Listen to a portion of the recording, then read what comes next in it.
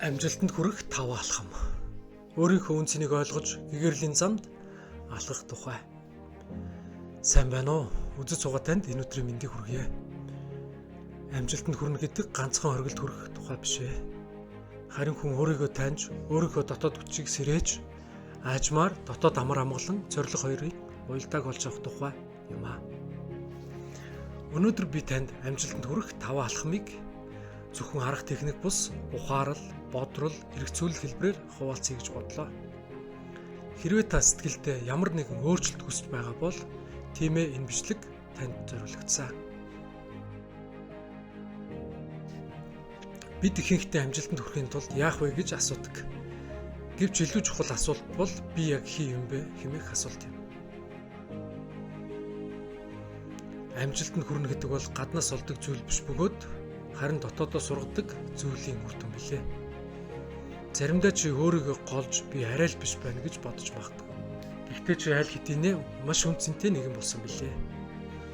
Яг одоо, яг энэ агшинд чи өөрийгөө ухаж харах зөрөгтэй байгаа амжилтын хамгийн анхны том алхам билээ.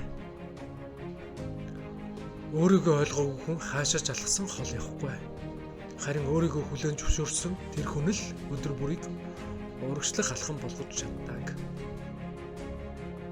Өөртөө итгэх гэдэг нь ихэнх хүмүүсийн боддог шиг би чадна гэж чангаар хэлэх биш.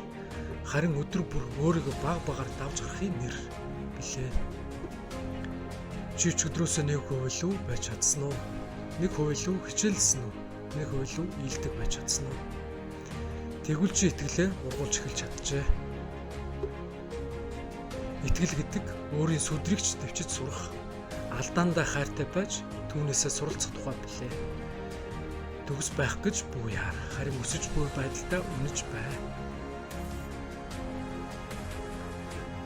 Амжилтанд хүрэх гэж яардаг хүн хизээж хуаралд хүрдэггүй.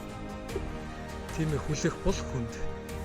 Тэглэж хүлээлт гэдэг бол амьдрал чамд дараагийн шатнд бэлдэж байна гэсэн дохио. Ургац сураахын тулд хөрсийг эхлээд хагалж, тайрна, буслан, бас тэгээд хүлээнэ. Харин хүлээж байхад л найдвар гэдэг үсэлж эхэлдэг лээ.